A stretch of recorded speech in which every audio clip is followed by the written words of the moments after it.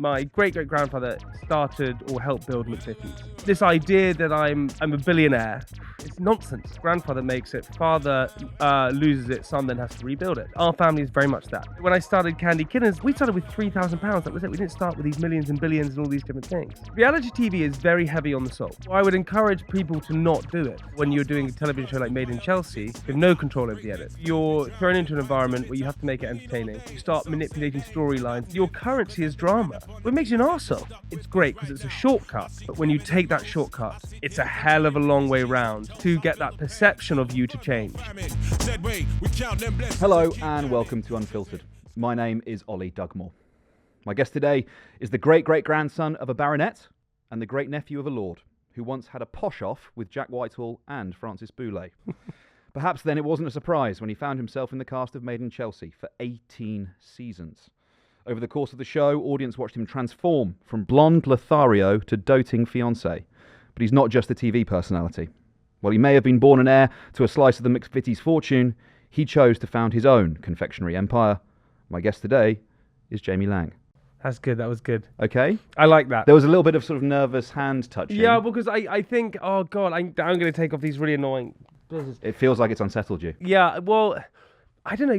Intros about anyone, It's tough because you obviously are a human being whose life probably covers more than a couple of paragraphs. And to reduce it down to that, how do you get the essence of a person?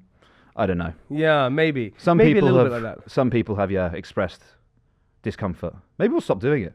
Maybe I think you should keep. How do you start yours? I don't. I just go into. You just go hello. I just literally go hello, and actually that creates way more unstructured. So people are really thrown off. Actually, creating an intro actually gives people a bit more. It's like okay, bit too much structure. They feel like they know what's going on. It feels way more relaxed. So actually, I tell you what, keep it in, dude. It was great.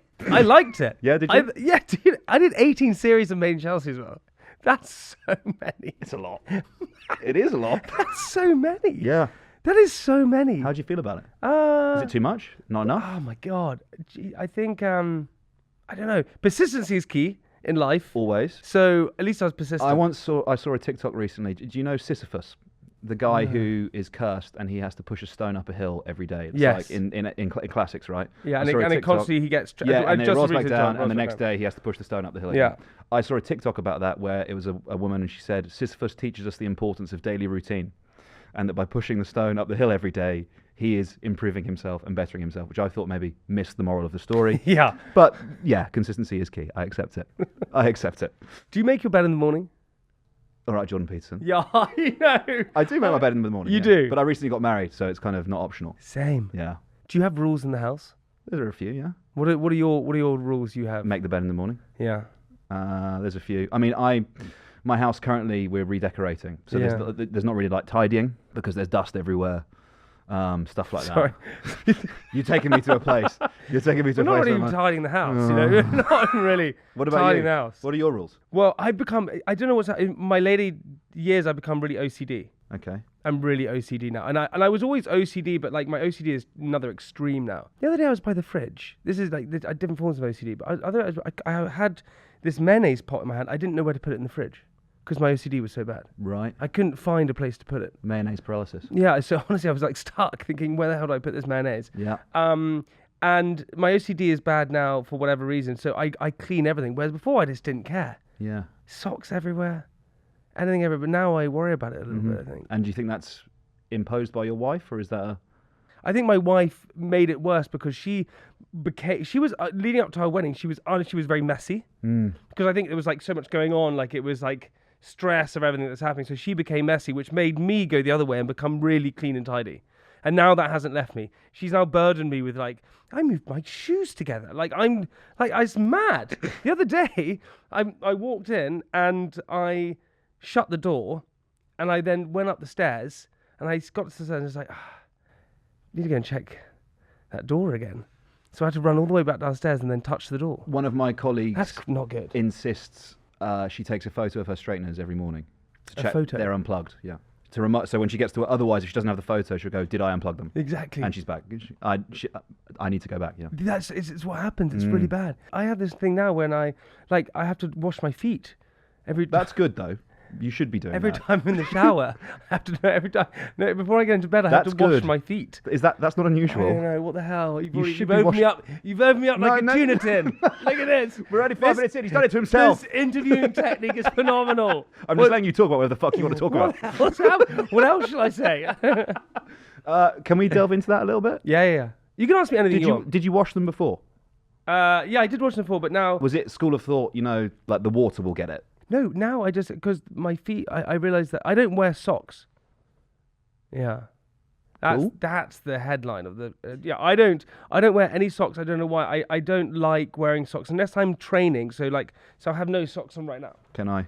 Yeah, you can smell them. They won't smell. Promise you. Smell that. I know. How? I don't know. Congratulations. Dude, I don't know how I do it. We should be studying you. I know. Medical marvel. I know, so I don't really... I could not do that. Would they smell? 100%, yeah. It'd be bad. At school. Is that not the purpose of socks? I don't know I think the purpose of... Maybe stop blisters to begin with, then smell. But you're tough now. When I was at... Shock, I went to a boarding school. And, yeah, that's not in your notes. Stop, we need to redo the intro. At boarding school, we used to have to do these jobs. So if you were in your first year, you had to do jobs for the house. So there was like a paper round. There was one called a bell, where you had to go and wake up people in the morning. There was like a milk one where you'd have to go and get this milk and put them in the house. I had got given the worst ones because I was so cocky. And I had the bell one once, which is where you had to go and wake up people at different times. And I once went to this guy called Ollie, who actually I saw the other day. Went to, not you, Ollie, different Ollie. Went into... blanked this out. Yeah, you went to my school. But I went into his room and I opened up in the morning, around 6 in the morning. The feet smell was so bad, I vomited into the loo. It made you sick. It made me sick. That's how bad it was. Yeah. And that's a stark contrast with... And so then with I what rebelled. It's like a meadow. It's like a summer meadow in your shoe. That's pushing it a bit. I mean, it doesn't smell of anything. Doesn't smell of anything. No. What's your favourite smell? Lavender? Really? Yeah, why not? Lavender? What's wrong with lavender? Do you like the smell of petrol? Yeah, Yeah. I do.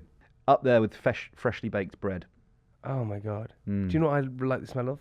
This Tell is me. bad. Sewage. That's fucked. I know. Isn't that weird? What? I like the smell of What drains. do you mean? I like the smell of drains. Right? I don't know You're why. attracted to it? I just quite like it. Were you hoping that because I also like the smell of petrol that I'd be like, yeah, damn right. I love sewage. I like the smell of gunpowder. Yeah? Yeah. It's all getting a bit. Yeah. I actually When do. do you smell that? I don't, the you bomb- know what? in You the know when bomb like factory, like what? you know when a firework goes off. Yes. Oh, that is a good smell. That after smell, because that's gunpowder. Bonfire night in general, good smells, I would say. Hmm. Like mulled wine, toffee apples, the fire itself. I like a bonfire smell. I also like the next day, if you've been stood next to a bonfire, like that smell on your jacket.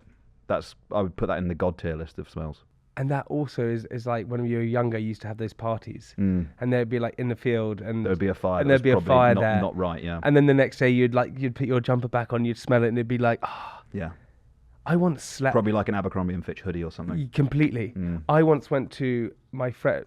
Oh no, my puppy. Poppy down. That is disrespectful. I know. What Jesus. you've just done there is Jesus. incredibly disrespectful. Jesus.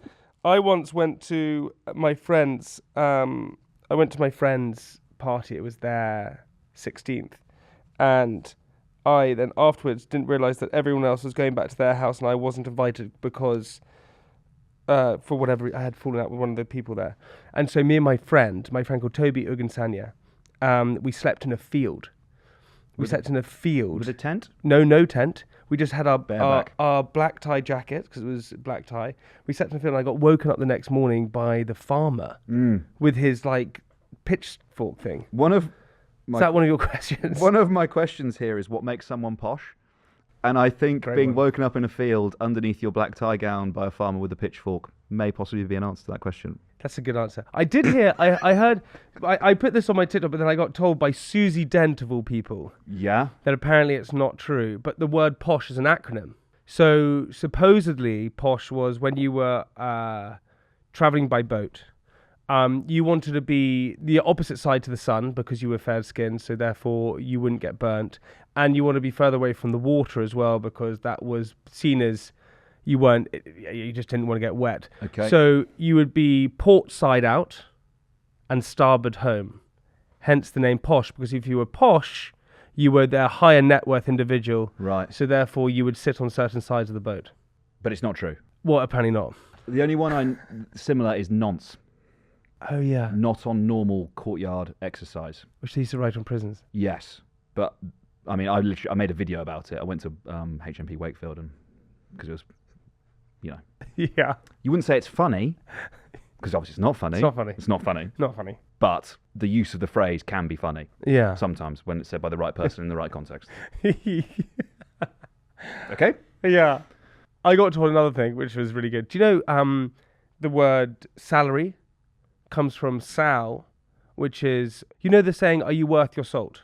Yes. Yeah, are you worth the salt? Yeah. It's because in Roman times, they were paid in salt because it was very expensive. So therefore, you were paid in like kilos or whatever. Kilos? You paid in kilos of salt. If you're posh, you're getting kilos of salt. Yeah. A few meager grains for the podcast host. But the guests in kilos. But that's where salary comes from, and that's why pepper shakers normally have... Is that where salary comes from? Apparently. Is that where it comes from? Then? Google it. You're the host. I don't know. Sorry. You're meant to debug me. No, you just riff. Okay, I'll just riff. You just riff. I will Google. Hello, everyone. Welcome to my podcast. I will Google whether salary comes from salt and if people were paid in salt during the Roman times. They were. I'm not sure if they were. And they were. You've thrown your phone underneath your chair. Okay, well. It can't help you now. Okay. Apparently it was. And then apparently pepper shakers have, loads of holes in them. And salt shaker has one hole in it because salt was so valuable that you would only pour it out very... smallly. That's the word, isn't it? Very smallly. So yeah, continue. So Dunelm habitat, it's been like this since the early 1st century. They made that decision millennia ago. Mm-hmm. You learn something new every day. You do. I just don't know whether to believe it. Well, and I'll end on this one. Okay, please. Okay, please do. The saying, do you know where the saying up to scratch comes from? No. Okay, so back in the day we used to draw a line on the ground with our foot. And that was called scratch. And then you'd put your feet on it and you'd box each other. Correct. Boom, boom, boom. Come to the scratch. Come to the scratch. And if you knock someone down, if they didn't put their foot back up on scratch, then therefore they would win. Hence saying, are you up to scratch? We could do a podcast about this. I believe that one. We could. We could. What about, are you on the ball? I could go on. This is just you. Okay. So, yeah, I mean, if that's the recipe for a podcast, yes. Which is the vibe I'm getting. I'm so sorry. No, it's fine. So sorry. With that boxing stuff, though, come to the scratch. They used to just keep going. It was, you won when the other guy didn't stand There were back no up. rounds, yeah. It was like, if you get knocked down, you go rest, and you come back over and over and over again. Just kept fighting, kept fighting. We're completely different. Would you ever do it? I've had 3 boxing fights before. YouTuber boxing? I've never done YouTube. Does it count as YouTuber boxing if you're doing it? You're probably... I think you're above being a YouTuber. I would say. I don't know what the levels are, but I think I've had 3 white collar boxing fights before. Who did you fight? I fought a guy called Hamish. Yeah. Okay. Then I fought Tyson Fury. No, what do you want me to say? Like, no. I fought a guy called Hamish. Yeah. And so I would consider myself a pretty handy sportsman, right? Yeah. And I used to do athletics a lot, so I was pretty fit. And we were doing 3 rounds, 2 minutes each. So I was like, okay, 3 rounds, 2 minutes. It's manageable. Yeah, 2 minutes is what? Like, it's not too far. Like, if I was running an 800-meter race, it would take 2 minutes, whatever, to run the race or whatever it was. So it's not going to be as tiring as that. And then 3 of those, I can probably do this. Yep. I went into the first match, no training really whatsoever. I just thought, look, I'm coordinated, I can swing. It's just like a fight. It's the most exhausting thing I've ever done in my entire life. Yeah. I think it's a different thing when your survival's on the line, right? You sort of... God. Yeah. It is so exhausting. And it's just the pressure. No, 2 things I've done in my life which I just don't understand why people do. One is going into a boxing match, going into an organised fight. Yeah. Like, what is the point of that? Terrifying, yeah. Terrifying. The other one is bungee jumping. Like, what, you're jumping towards the ground. It's the most unnatural thing to do. Freak you out. Completely. Did you fight Hamish the other 2 times? Were all your fights against Hamish? So I fought him the first time, and I've actually never said that. I backed out second round because I pretended I broke my fist. Did you? By punching him so hard? Yeah. I've injured myself. By punching the air so hard. I don't think I hit him. I cannot continue. So I pulled out of that one. Okay. And then we did a rematch. Yep. And I beat him. After training and realised what I had to do. Yeah. And then the third match was our trilogy. So it was like Conor McGregor and like Nate Diaz, isn't that the one? It's like you got Devontae Wilder and Tyson Fury, and then you got me and Hamish Ross. And he backed out 10 days before the fight. Cowardly. Backing out of a fight. And I had to fight this other guy who was 10 kilos heavier than me. Fuck. And they said, and I was told, they said, look, don't worry, this guy doesn't know how to fight. So he's just going to come and swinging, whatever. So I was like, he's 10 kilos heavy, it doesn't matter. And what happened was, I was like, he's going to come at me. So we're going to get into the ring, he's going to come swinging, he's going to blow out, and then I'll be fine. So you're thinking, stay on the outside. Stay on the outside and just work around. Yeah. We go into the ring, he's way bigger than me, and they go ding, ding, bell, and he goes, and just stand still. And I'm like, oh, fuck, he knows what he's doing. And when he hit me on the head, it's like being hit with like a stone. Yeah, it's like, heavy. What? It's so heavy. Ooh. Yeah. The first and only question actually I've asked you so far is, what constitutes being posh? I've realised these are just roundabout ways of getting you to answer that question. What constitutes being posh? Having a trilogy boxing match with a man called Hamish. It's exactly It's one possible answer, isn't it? The other one that I said was, I don't know, haven't I mentioned school yet? Yeah. Doing the bell thing. I think that's definitely one. That's definitely one. That's definitely one. The way that I speak. Do you think? I don't know. I think if you're considered posh, the way that people speak probably maybe determines. This is the question, isn't it? I wonder about class, about whether. Here we go. Now we're in a podcast. Sorry. I've dared to speak, Jamie. I've dared to get involved in the conversation. Now we're in a podcast. No, please. Okay, go. You go. No, you go. No, I don't have anything to say. I've said class. You go. No, I don't have anything. That's my contribution. It's like one of these Oxford things you have to do. Oxford Union. Yeah. Okay. I don't know if you can. If it's like dictated, it's already set what your class is going to be before you've done anything. Before you've gone to school, before you've made candy kittens, before you've done any of that stuff, and that you are just the product of your parents, their parents, the situation they found themselves in, and that whatever you did, you could not change. You could not become working class, you could not become middle class, you could not become upper class, wherever you place yourself. I don't know whether you think it's something that you can change. Well, it's a really interesting question, right? Because I think my career has slightly gone on that I'm maybe a bit more conscious of the way that I speak occasionally sometimes, and that people sort of view, because I think it has a lot of negative connotations towards it, maybe potentially, to be posh. I don't know. Look, I also, going back to your question, I think you can decide whatever you want really in your life. Yeah. I don't think you have to be put into categories, into barriers, into. No, I agree. I think that, as much as you can want to change it yourself, I guess what I'm driving at is whether whether other people would let you. I don't. That's it. Like, do you think you could change someone's conception of you? Like I did in the intro, right? Baronette, blah blah blah blah blah. You did it yourself. Boarding school. Can you change? Even if you might say, I don't know, your fortunes change, you're working class, but whether or not you'd actually be able to change the perception that people have of you as someone who's middle or upper class or whatever. Yeah, but that also, I suppose, goes down to like it's like brand, right? Who was it? Jeff Bezos said your brand is what people say about you when you're not in the room. Yeah. Right. And so actually, the sort of bigger question is like, how do people perceive you, right? I think you can change people's opinions on how you're perceived if you really push it. Like you change brand. For me personally, I think it would be very hard for anyone else to perceive me anything but posh, and for many reasons. I think because I've spoken a lot about going to private educated schools. I did a television show called Made in Chelsea, which was literally about being posh, and I've kind of made a joke and a fun of it going out. But also, I'm not proud of my roots. I grew up in a very privileged home where I didn't have to fight for food on my table. I got to go on holidays. I was never worried about whether or not the rent or the mortgage was going to be paid or not. And I'm fully aware of that. That being said, there's this misconception, right, which I kind of think, which is where my great-great-grandfather started or helped build McVitie's, and he was an amazing guy. But there's also something called the third-generation curse, right, which is where grandfather makes it, father loses it, son then has to rebuild it. And it happens a lot in the UK, huge amount. If you Google it, it will come up. And our family is very much that. We don't... Look, I went to a private school, whether or not that's better than the state? Who knows?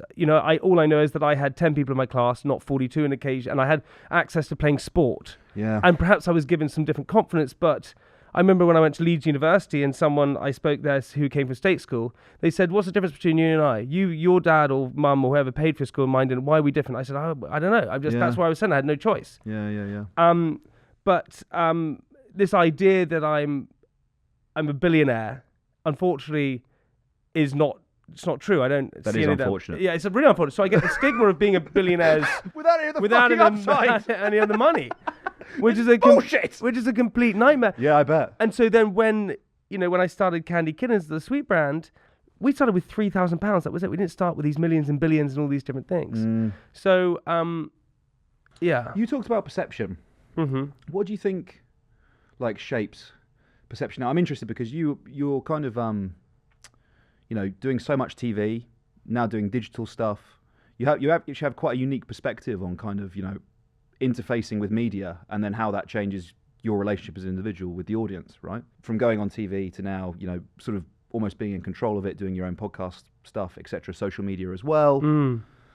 I wonder if you have any sort of insight into that, into whether it has changed people's perceptions of you now that you sort of do the podcasting side of things versus perhaps, I don't know, ceding a little bit of control maybe to people who are editing the TV show and having less say about sort of what gets put out. Yeah, well, you've nailed it right there, okay, which is where the perception is probably different because I have control over the edit. Right. Whereas before, when you're doing a television show like Made in Chelsea, you have no control over the edit. Yeah. So you're thrown into an environment where you have to make it entertaining, and you'll do anything to make it entertaining because you feel the weight in order to do that. So on a show Did you do that? Sorry? Did you do that? Yeah, of course. Stuff to make it entertaining, yeah. Well, yeah, it was your job. That you wouldn't normally do, right? 100%. Reality TV is very heavy on the soul. Insanely heavy on the soul. Tell me more. And I would encourage people to not do it. Really, I would, because why is it heavy on the soul? Okay, so this is my experience, right? So yeah, I'm 21 years old. I left Leeds University. I'm like any young person, nervous about the future, not knowing what to do. And we live in this age, right, especially with social media now, where okay, well, let me take a sec. I think because of the world we live in now, we use a unique sense of self. So we used to have this like village mentality, right, where we would know like 150 to 200 people. Out of those 150 to 200 people, we would be the best at music, or the best at drama, or the best at art, or the best at finance, or the best at music, or the best at acting, whatever it was. Now, because of social media, we wake up to 1 million, 2 million, 3, 10 million people. So we're not the best at acting or the best at music or the best at this. So almost our naivety is ruined. So we are then desperate to achieve anything. We grab hold of anything. And I think when I turned 22 and I was leaving university, I had this idea that, right, you've got to now go and get a job. You've got to go and earn money. And if you don't get a job and earn money, you're going to end up homeless on the streets. That was like two options. Like there was nothing, and I think a lot of people have that. And that there's something called, it's the lost year, which is where most people leave university and they don't really know what to do. Because when people leave university, unless you've studied medicine, something vocational, leads you directly to a career path. Yeah, you know what you're doing, right? So I leave university. I had this idea for a sweet company that I want to set up, but I didn't understand the concept of being an entrepreneur. No one really told me what an entrepreneur was. To have your own business, you needed loads of money and you needed to be really smart. That's what I honestly... I was fucked. I was totally fucked. Yeah, exactly. I was completely fucked. What was I going to do? So I leave, and I remember I had an internship at an insurance company. And I did this internship, and they kind of offered me this job. And I remember thinking, I just don't want to do that. And I'm thinking, life just can't be that. You're like staring down the barrel of 30 years at a desk, and I was just like, the guy, and no discredit to anyone who works in insurance or whatever, it just wasn't for me. And this guy that I was sitting opposite, who's wearing an all beige suit and a beige tie, and his everything about him was, in my opinion, beige. And I was just like, I just don't want this. And I was like, this got to be a trick. Like, is this what life is? Can I not go on like this amazing adventure? And Made in Chelsea was there at the same time. And so then I decided to go down this route of Made in Chelsea. First year's amazing doing reality TV because it's so exciting and so fun and it's so new. It's like kissing someone that you fancy. Oh my God, you it's like new, and you are you think you're a bit famous, Yeah. and it's exciting, and you're earning a little bit of money, and people are recognizing. It's all these. It's playing to every single sort of addiction within your own Every body. baser part of your personality. All these endorphins coming Yeah. at you at once. After the first year, it's not as new, and you go into your second year, and the second year you then start to go, okay, fine. You start manipulating storylines in certain ways, so you start saying, especially in reality, because reality TV, the ones I was doing was about dating. You start saying that you fancy people, want to date people because they're on a television show, rather than actually just generally falling for them. Mm-hmm. You do it that way. And then when you get to your third year in it, all of your friends who have had jobs for 2 years have got promotions and doing okay and kind of gone a career path. Yeah. I'm turning 26 or 25, 26, whatever. And I'm like, well, I've gotten to now make a career out of this. And so then you start manipulating everything because, when you go and film and do, something like Made in Chelsea, it's the food chain. If you're not the lion, then you're not used as much. So, and your currency is drama. And so you're creating drama. So it kind of makes you a bit of a... Well, it makes you an arsehole. Yeah. Makes you a complete arsehole.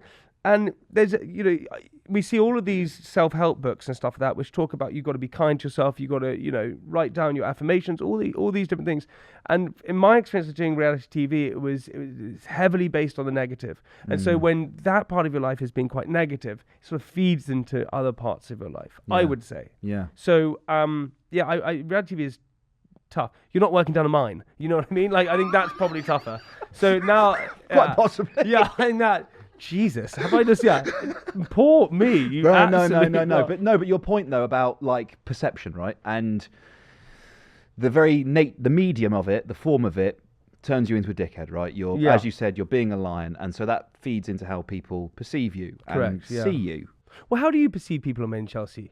Before meeting me now, or just meeting them in general, what is your perception, honestly? And be as brutal or as honest as you want. I always thought that people were dumb, was my takeaway on it. And I thought it was being edgy by saying that these people, like, it's not real. I thought it was, mainly to my now wife, actually, so I managed to get away with it, but being like, this is not real, like, it's either partially or wholly scripted, and I don't think these people would be doing this if they had other options available to them. I think they're sort of selling a part of themselves. Completely. That I would not, if I had a choice, I would not want to sell that part of me to the audience. Yeah, completely that. Which I think is a slightly snobby thing to say, to be honest with you. Well, I don't think it is, but the tricky thing, but you're so right, and there is that massive perception. But I think the tricky thing about reality TV, which it was though, is that people love to watch the demise. Because it was almost like... You build someone up so they can fall down. Yeah, right? a little bit, I think. And I think also what reality TV made me realise massively, talking about perception, is that shortcuts in life is not a good thing. Right. And I was desperate to go into the entertainment industry. I used to put teddy bears on my rug and perform for them, like a chat show for them. That's all I ever wanted. And I loved listening to Ricky Gervais and Stephen Merchant and Carl Pingleton doing their podcast when I was like 17, 18. Right? I just loved this world of entertainment. And I spoke to my great friend's mum who worked in television, and she was very high up at Sky at the time, and then she went on to Endemol Shine, which is a big production company. I said, "Can you make me a presenter?" She said, "Jamie, you're posh." I said, "You're posh. There's no chance." And I was like, "You kidding me?" She says, "Yeah, you're posh. There's no chance." And I was so desperate to do it. So then I got off. When you get offered Made in Chelsea, it's great because it's a shortcut into this amazing world of entertainment. But when you take that shortcut, it's a hell of a long way round to get that perception of you to change. Yeah. And I sort of call it the Matthew McConaughey effect, where you're doing 10 things, how to lose a guy in 10 days, but then you're winning an Oscar for Dallas Buyers Club. And for me, I don't know if that perception's changed or not, but you're known as this one thing for Made in Chelsea, and that's great, you're in the industry, but then no one knows anything else. Yeah. People probably don't look at me really. Do they look at me as an entrepreneur? But yet I have sort of 2 businesses and done different things. Or and I don't mind that at all. But it's that idea of perception is, as we go back to your original thing, is it's pretty hard to change sometimes, especially if you take shortcuts. Have you seen anyone do it? I'm not saying you haven't done it well, sorry, but like someone who has sort of done that deal, come out of it, and actually doesn't really have to carry it, or doesn't feel about it the same way that you do, that doesn't have that negativity with it. Well, I think someone within the entertainment industry who's done it pretty well is someone like Rylan. Yeah. Who was on X Factor crying and doing Big Brother and now hosts Like this a morning. fucking cultural phenomenon. You know what I mean? And it's amazing. But also proud of his roots. Yeah. And I think that's the big thing. And I actually always mention this, is that especially Harry Styles, right? The biggest star in the world. Mm-hmm. Biggest star in the world. Who could say anything, and he wins his Brit Award, or he wins his 12th Grammy, or whatever he won, and he goes on, he says, I want to say thank you to my 4 brothers, Niall, Liam, Zayn, that's it. 3 brothers. There's another one? And I want to say thank you to the X Factor. He knows... Louis. Louis. Louis. Sorry, just on the cuff. But just saying... Yes. And that's amazing. That even someone that big is still proud of the root. So... For me, as I keep blabbering and talk at you, no, mate, it's fascinating. You're not blabbering. I want to be really proud of Made in Chelsea and that reality show. It was very tough on the soul and lots of different things, and it created lots of bad things, but it also created a lot of good things. And also, I wouldn't be sitting here now if I probably hadn't done. So, so it all does that sort of wonderful circle. Yeah, I'd like to. If we have time, maybe later we can explore that like tough on the soul thing. But we had Niall, one of those 4 brothers, in that chair. Yeah. And he was talking about the sort of the speed at which it happened being quite relevant for how he's kind of stayed relatively normal. In his view, stayed relatively normal. In my view, also stayed relatively normal. After talking to him for an hour, you would not know that he has a legion of tens of thousands of like screaming, adoring fans wherever he goes. Yeah. Because basically he's like 16, does X Factor. I think they do boot camp or whatever. So he goes home, packs up the suitcase, and goes, and then never comes back. Like, that's what his dad said. He's like, he packed up that suitcase, he never came home after that, because you do X Factor, whatever it is, Christmas number 1, right, is usually what happens, and then you're in one direction, away you go, fucking global sensation, job done. Yeah. And because it happens like that, there's not really a period where you go, okay, I'm a 16-year-old boy, and now this is gonna change my personality. You just go, well, I'm the same person. But I wonder if the flip side of that is whether it sort of limits how you develop and changes how you develop, because from a young age, you've been exposed to fame, things start changing, people start doing things for you, people start looking out for you, etc., etc., etc. And then I wonder whether you develop in the same way that perhaps, 22-year-old insurance Jamie might have developed slightly differently. But I don't think you do. I think it, but also I think that's down to parenting, and I think friends. I think with Niall, someone like Niall, for the sort of understanding of what you get from is that he's kept his same friends. Yep. He's close with his family, and that is, I think, the one thing that I sort of look back on in my life, and I kind of go, I should have behaved a little bit different, is I was very quick to jump from friends, like, not because I have a huge amount of friends, but I was very quick to like find the next interesting thing. And actually keeping that friendship group is so important. I think it's and you can really sort of tell a sort of, it's a testament to someone who has friends from when they were younger, because they've sort of stuck with that and grown along with it. My experience of fame is nothing like the One Direction one either, though, because I think the One Direction was just a phenomenon. I think it was very worldwide. few people, That's just and theirs was very, very quick, instant, boom. Woke up next and they were famous. Mine was a slow growth, which was actually is much easier to deal with. That's why I think there's a real problem with TikTok fame, because I think actually people are looking for this viral video or viral whatever it is. They want 100 million views now, but actually if you go up that quickly, you're way quicker to fall. When building a brand, you don't really want it to go viral. You really want that slow growth, because then you really grow with an audience, and they trust it. They follow. They go with you. Yeah, the Japanese. If you look at Japanese culture, everything takes 10 years. It does. That if you're making, people work in sushi restaurants, they can't touch. Have you seen Gyro Loves Sushi? I was literally his fucking brother doing the rice. For like 17 years or something. 14 years. My guy, I would have told my dad to get fucked. Yeah, about 10 years earlier. 100%. But what's amazing is these sort of Bushido values of like, that's how long it takes to sort of build and master it. Yeah. I think what happened with me personally, it was slow growth, but fame does a very interesting. It's nonsense. Yeah. It's complete nonsense, fame, and it's like chasing money. I think I always got told this quote, which I always live by, which I think is so true, is that business is paid in two currencies, cash and experience. Take the experience first and the cash will come later. Don't follow something because you just want to make money, because you'll always fail. And if you're chasing fame, then it's probably a really bad thing. I think you have to interrogate why, right? You know, if it's like, If you're why... a reality star, why are you chasing fame? Because you're not selling more tickets, you're not selling more albums, you're not selling any art. What are you selling? Yeah. You're not selling anything. So Well, what's the value of it? You're selling yourself. You're selling yourself, but to what cost? Yeah.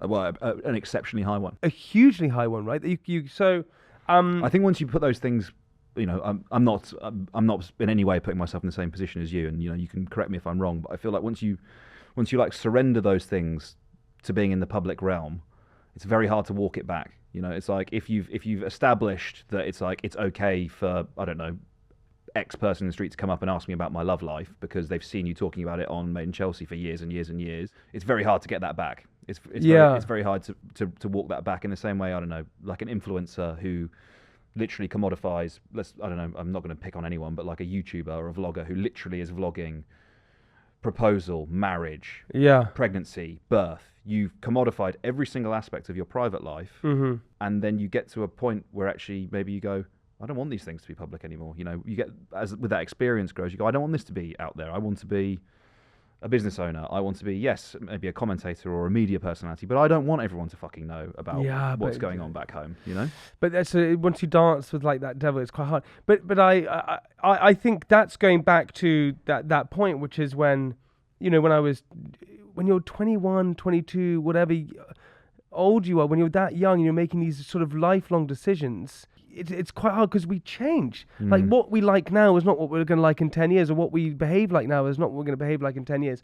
I was very lucky because I've always liked being center of attention. Always have. Maybe coming from a big family, whatever it was, 6 brothers and sisters, 7 brothers and sisters. Hell. Yeah, all half steps, all these different things. You know, definitely on the ADHD spectrum type thing where just bouncing around all over the place all the time, couldn't concentrate. So for me, I was always very open with stuff. And I find being open with stuff, that's how I sort of almost get close to someone, because if they're very open, I'm very open. We sort of we can be open together. Yeah. But you're right, you have to be completely prepared that once you open that doorway into your love life, your relationship, whatever it is, it's quite hard to shut it afterwards. Would you do it the same way? Would you go back 20, 21-year-old getting invited on the show? Would you do it? I think I would. I wouldn't drink as much. Yeah, that was the one. That's like a rule for life, though, man. Yeah. Like, come on. My god. But dude, man. Yeah. I was 21 years old. You know, all of my friends were trying to get jobs and the hustle of life beginning, and I was being flown off to Barbados to film with my mates. Want to go to Saint-Tropez? Yeah, exactly, and being paid to do it. Yeah. It was incredible. But it came with its massive ups and downs. And I think also, as you said, you don't develop as much a lot of the time mentally because things are being done for you. You're not really worried about tax returns as much, or not. You know, you're not being paid salaries, all these. So you're not really understanding the sort of basics of life. Got you. And so that was okay. Then, so you transition right from reality TV. Sort of business co-founder. There's different difficulties, challenges. What you've just listed, one, right? It's a completely different walk of life, completely different existence. Yeah. But what about continuing the theme of perception? Do you think you were taken seriously when you sort of step out of reality TV and go, actually, I'm running a business now and I'm walking into a meeting? Do you think people viewed you differently? Oh yeah, massively. God. Like, yeah. Yes. Next question. Yes. Move on. Yeah, 100%, dude. Without a doubt. And that's where a lot of the imposter syndrome kicks in. Right. It's because you're definitely viewed differently. Not only you viewed differently in meeting rooms and other places. You also, you know, we sell our sweets to retailers, right? So Waitrose, Tesco, Sainsbury's, Asda, whatever it is. We're also viewed differently there. You go into a meeting with retailers, just think, well, you're just that bloke from the telly. How does this brand have any longevity whatsoever? You know, it took us ages to get any listing anywhere. You know, Waitrose was our first one. It took us 2 years. But it's again, it goes back to the thing. It's this long way round afterwards, and you have to grind at it. But also at the same time, as we said before, I definitely think there's this like misconception that I definitely had. I thought when I turned 27 or 30, suddenly I would have all the answers, because obviously my parents had all the answers and they knew exactly what they're doing. We're all guessing. Yeah. And we're all just working it out. Everyone's a fucking idiot, yeah. Everyone's an idiot. Everyone's still a teenager. Yeah. Completely. Yeah. And that was so upsetting for me to suddenly find out. I was like, what the hell? Everyone's guessing? What the hell is this? Bullshit. This is crazy. You say, I don't know, I'm going to get out of this eventually. I'm going to go and do business. What was the reaction that kind of warranted? I was sort of fortunate from the beginning because whether it was naivety for sure, right? Like when I was going on to Made in Chelsea, I knew that no one told me this, I was just guessing, but I knew I just didn't want to be just a reality star on it. I knew I had to have a reason to be on the show. Right. And I went to, I've said this story before, maybe, I'm sure I have. I went to a agency which was called James Grant, which is now YMU. They rep the likes of Ant and Dec. I mean, all the big players you can think of, right? They looked after them. I got a meeting with James Grant when I was first starting Made in Chelsea. And I sat on the roof with one of the founders, a guy called Boulle. And he said, look, Jamie, we can't sign you because you're just this reality star. But I can give you one piece of advice. If you're driving up the M1 going back to Leeds University, don't veer off to Manchester. Keep going to Leeds. Know your destination. It's the most important thing to know. And I was like, okay, fine. Thanks very much. So in my sort of head, I always had this destination of, right, okay, well, I want to be known as this entrepreneur for having this sweet business. So we need to create the sweet business. And I want to be a presenter. So I kind of always had this sort of idea in my head of where I was going towards. So when I started talking more about Candy Kittens on the show, and we were doing pop-up shots, and then people started seeing them in retailers and supermarkets and stuff like that, it wasn't so much of a surprise. But people definitely didn't take me seriously as a business, or maybe as an individual, really, until I probably started leaving that show. I've been sat here talking to you for 45 minutes. I still don't take you seriously. Yeah, I know. No, I'm joking. It's been 45 minutes. I think we're getting there. Yeah, I think we're getting there. No, I'm joking. Sorry. So, okay, look. But what is your perception? Be honest. Like, okay, of you now? Yeah, me now. Before, what is totally different? I didn't think. You asked me earlier what I thought about Made in Chelsea. Yeah, that was what I thought about Made in Chelsea then. I do not think you are dumb. You know, and when I said that, I thought that was like, oh my God, is he going to interpret me saying that I think he's thick? No, not at all. And I didn't want you to get that impression. I think you are. It's completely unexpected, to be honest with you. Full disclosure, I've never sat down with you before. Literally, we met in a coffee shop outside. We're here now. Yeah. It is nowhere near what I thought the conversation would be like. I didn't think it would be as dynamic as it is. I didn't think it would be as insightful as it is. And I'm not just blowing smoke up your ass. That's very kind. But I think that's the misconception. But again, I think that's what's. This is a good trick for you. You know, it's a good trick. What do you think about me? Because I'm not going to be like, I think you're a prick. Am I? But I think you're honest enough as an ear, because I think what you look for is the truth and stuff. I'm trying to. Yeah, that's what because I can sense that as an interviewer, right? That's what you're trying, which is a really good way of. Especially because you enjoy politics and things, so you're in search of truth rather than anything else.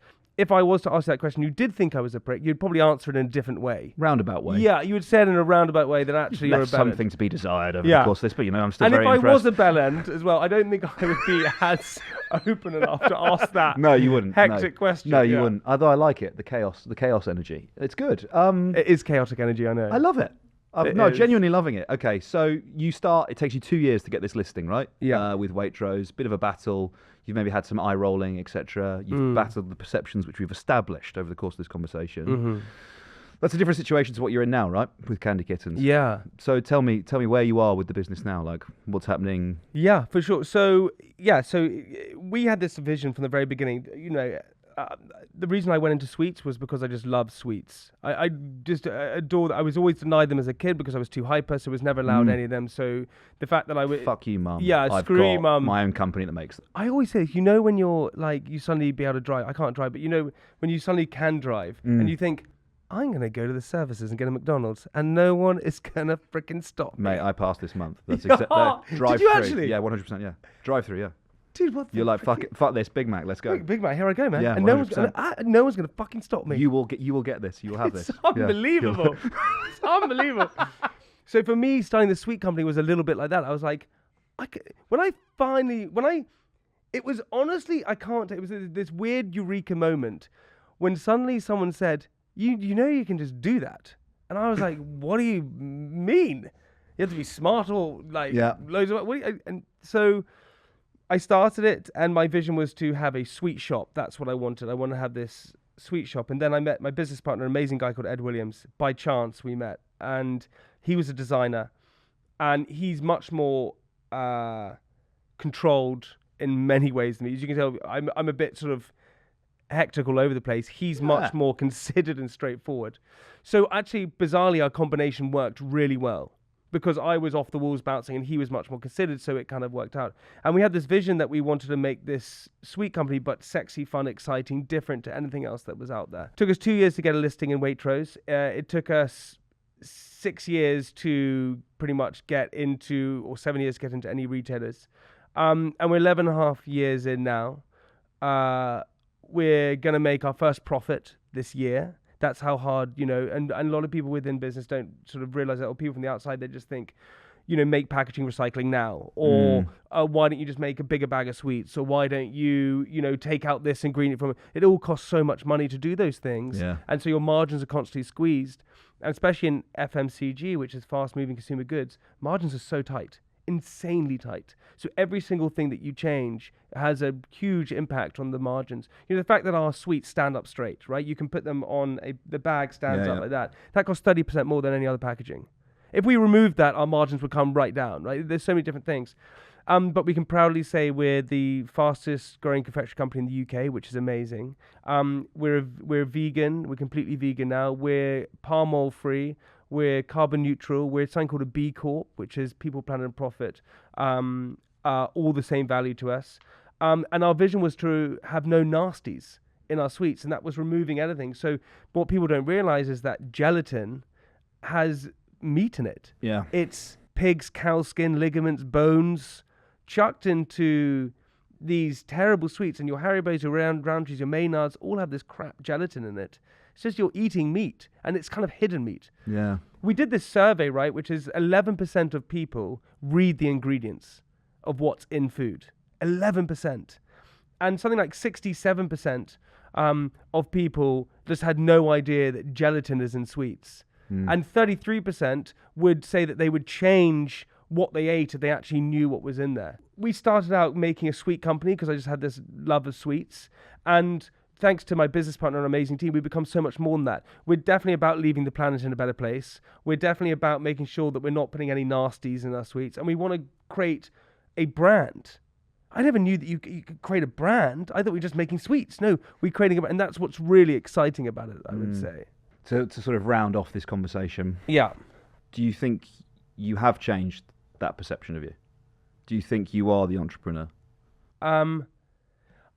I think that it's changing, for sure. I think it's worked on me. Huh? It worked on you. Yeah, 100%. Yeah. Okay, that's good. I think it's changing, for sure. But I think again it goes back to the first question you asked me, is like it's up to the individual to make people have that sort of different view on you. And I think it's changing. I think the fact that I'm married and in a relationship, and people can see the things that I talk about on social media perhaps are different. But also I'm still a complete sort of kid at heart, and I'm pretty, I have a sort of very sort of young attitude towards things. So do I want to completely go to that place where you're the serious businessman? I'm not that. I'm never going to be that way. But I think people are seeing me as sort of an entrepreneur, yeah. Like we said earlier, we're all just fucking idiots. We're just all idiots. Job done. Yeah, 100%. Jamie Laing, thank you so much for taking the time. Really appreciate it. Dude, I loved it. Thank you so much. That was great. I really enjoyed that. Was that all right? Yeah, man. I think I talked loads. Sorry, guys. You did. It was brilliant.